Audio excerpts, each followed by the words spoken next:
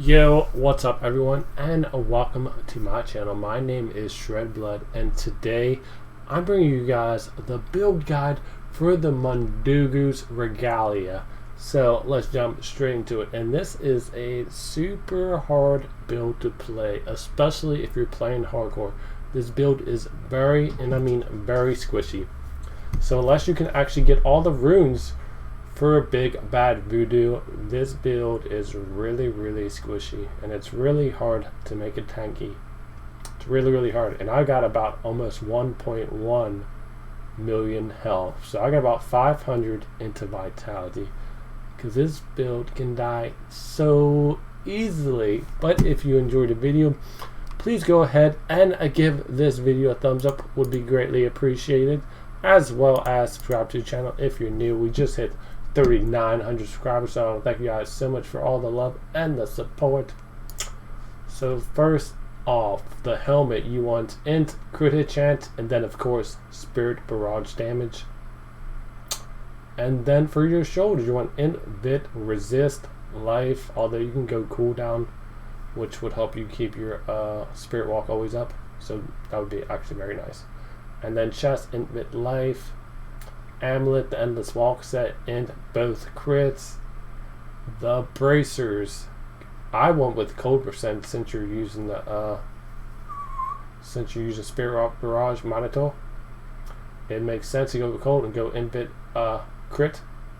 Belt, invit life. I have regen. I think having regen per second is actually quite nice. And then the pants, invit armor.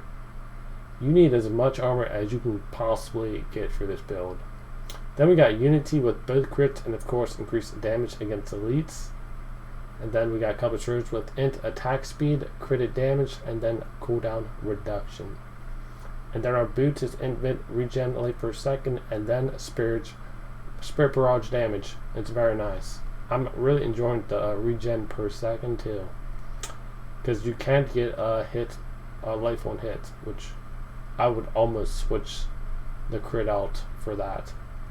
So our barber has intelligence, attack speed, and of course try to get mana regen on each piece as well as on your offhand. Your mojo, so you definitely want to get spirit barrage and then mana regen. Of course, if you get crit hits and a cooldown on it, that would be fan-fucking-tastic. And our gems, we're using Bane Stricken 111.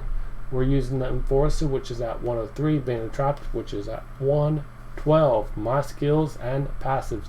And then we'll jump into some gameplay. So, since I'm playing hardcore, we'll show you right here, that is hardcore, in case you guys haven't played it. Well, we got Spirit Wrestle, gotta have that or else rip. Spirit, and this one, Rush of Essence, Spirit spells, return 100 mana over 10 seconds, very good. Grave Injustice is a must for cooldown.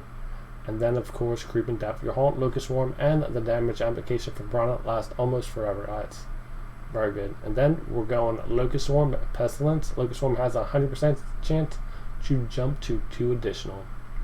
And then Soul Harvest, Languish, which increases our armor by 100%. Not that our armor is very high. We can barely get 200,000 even with our stack. So they need to do something within the set to make this build more tanky. And then Big Bad Voodoo, you got to go with the Ritual, restores 250 mana per second, so this is Rain Dance. And then Spirit Walk Severance, which actually increases your movement speed. And then Spirit Barrage Monitor, which gives you 6,000% weapon damage as cold over 20 seconds, so that's very nice. And then I went with Haunt, Draining Spirit.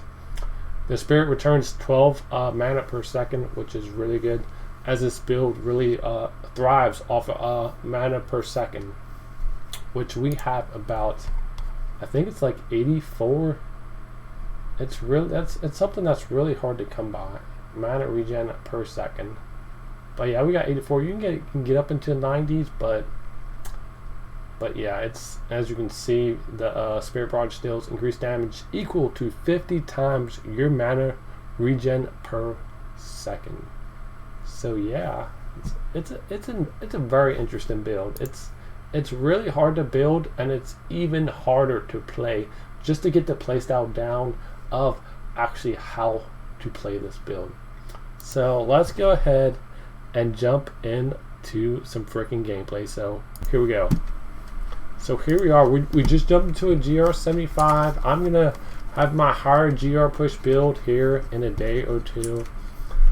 But you definitely want to play a few lower GRs just so you can understand how the build actually works. It's not a easy build to play, as it is super squishy.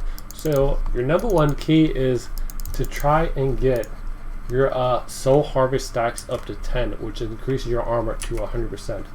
So that's the number one key as soon as you jump into a GR.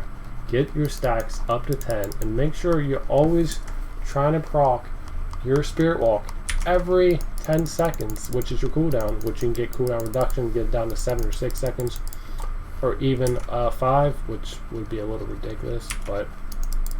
And of course, Graven Justice really helps this out, so you get it out more than often and use it as much as you can and jump into a pack, and then that's when you're going to proc your soul harvest. And then if you do want to, you can proc your Locust Swarm Pestilence and it'll jump to 2 additional enemies.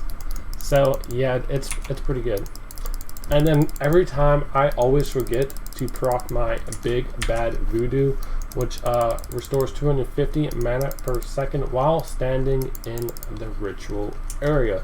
So if you're going to get an elite pack, please go ahead and use that. It's so good. Not that we have a problem with our mana. I believe it's right where it needs to be. But yeah, this is it's an interesting build. It needs to be buffed. Maybe even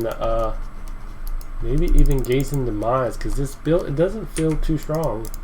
Like, we're getting millions and not billions, but we're getting 6,000 cold percent over 20 seconds. So it's something over time, and this build does very well against the Guardian. So it could possibly be an RGK if, and I mean only if, they buff it. It really needs buff. Maybe even give Gazing Demise a buff to increase the damage to 300% would really help this build.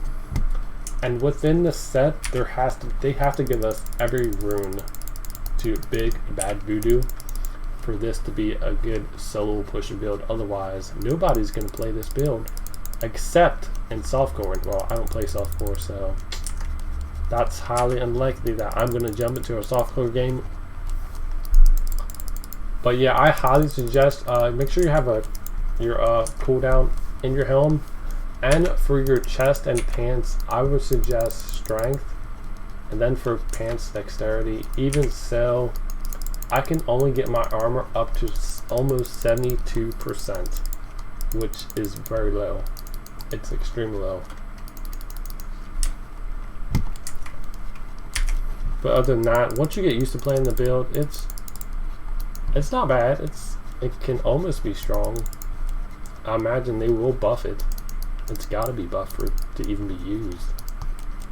Nobody in the highest hardcore player that's actually got on the leaderboards has over 5,000 Paragon, and right now I'm sitting at 1,796, and he did a 125, but he has a ridiculous amount of Paragon, and I actually have better gear than he does. So if he didn't have all that Paragon that he can put into life, this build could not even possibly barely push 100.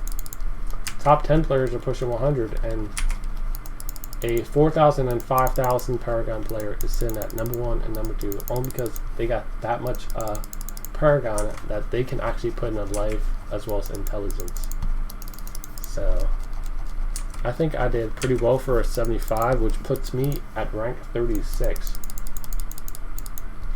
Yeah, and we did a GR 75 in 5 minutes. I think the fastest that someone did a GR 75 is 3 minutes and 43 seconds. But as you can see, I didn't get any good pylons, or I didn't even face a ton of elites. We were mostly just focusing on packs, which this can be an elite hunting build if you are playing with the right group and you have enough cooldown reduction. So yeah. But if you guys enjoyed the video, please don't forget to remember to give this video a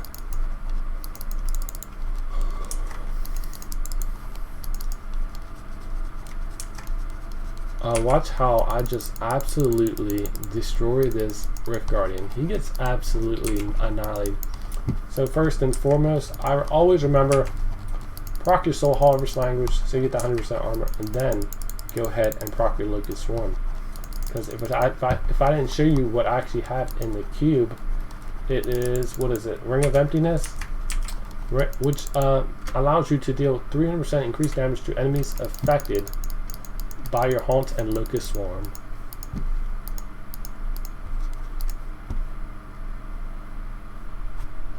Yeah, we absolutely destroyed that RGK. That's insane.